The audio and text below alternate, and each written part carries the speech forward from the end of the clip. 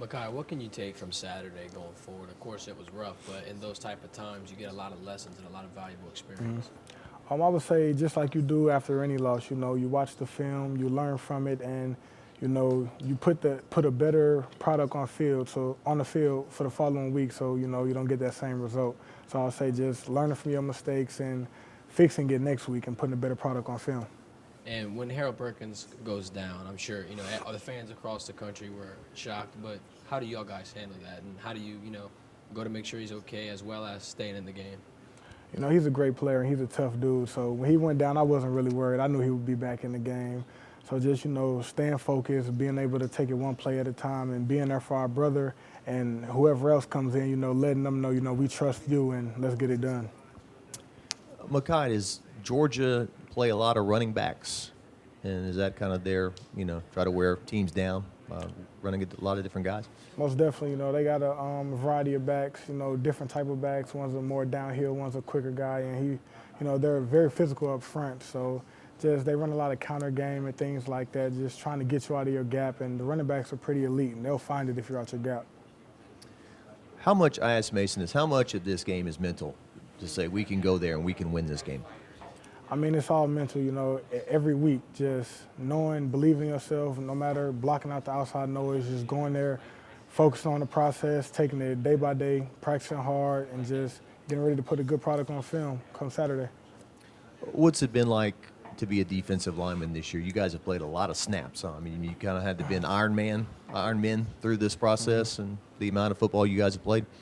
It's been wonderful just being able to dominate the line of scrimmage and playing with the guys, playing with the seniors and the juniors who may be leaving next year. It's been a great year and it's been fun. I enjoy playing in front of the linebackers and the safeties because they're such elite. They do their job. And it's just been fun playing this defense all year. The defensive line specifically after Saturday, or do you feel like you guys are the most anxious to get out here and put on a show and put on a good product?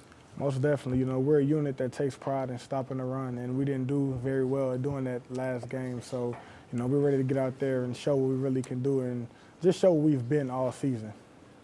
I'm interested in kind of your perspective as a defensive player. What do you notice about Georgia's defense that makes them so tough and dominant? Honestly, every play is 11 guys running to the ball. No matter who you have out there, if you give the effort and run fast and play fast, you'll get a good result. How do you guys get at Stetson Bennett in the backfield and kind of make his day harder than it should be? Just with playing with good eyes. They run a lot of play action, so just not letting them sit back there and pick you apart, just being able to get vertical, get upfield, and get in his face and not just, be too comfortable in the pocket. The defensive line group has Ali and BJ, two captains for LSU. What's it like to have that leadership and that type of player in your position group? They're great. Ever since I first came here, I could tell they had those leadership qualities. They took me in.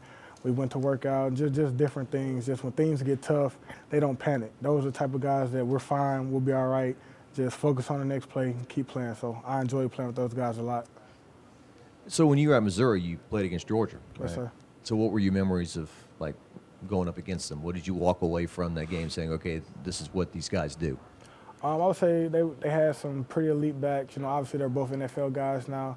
They were pretty physical up front and a big perimeter screen team. They're going to throw it out, make the corners and safeties, make tackles in open field. So that's what I took from them last year. Do you guys embrace an underdog role, or do you pay attention to it, or is it just, this is our next opponent, this is our process, we're in this building, we're isolated from all that stuff? I mean, we're not really looking at the outside noise or anything like that, just every day focused on our process, taking it day by day. I think we took a step in the right direction by having a good practice today, and that's all we worry about, taking it day by day. How much confidence does it give you if Jarek is cleared, gets through everything, and he's on the field Saturday? Jarek's a great player, and he always helps us out when he's out there, so it gives us a lot of confidence. We're glad to have him back, and I know he'll go do his thing Saturday. You said you want to bounce back from the Texas A&M performance on the run defense. Could you put your finger on anything why it went the way it did? No, not really. I can't just point to one thing. Obviously we missed tackles and things like that, but I wouldn't say it was just one group or one person that the reason why the run defense just wasn't there. It's just something we got to fix, and we'll get it fixed. it was rough over the weekend, but how much excitement is there now that you are playing for the conference championship? You can be the SEC champion with a victory. It's great that that last game wasn't our, last game of the season. Just through the success we had all year and to play to the level that we've played, we've given ourselves a chance to play again. So, a lot of teams don't get to play for the SEC championship, so we're going to try to go out there and win it and just, have fun and put our best effort on the field.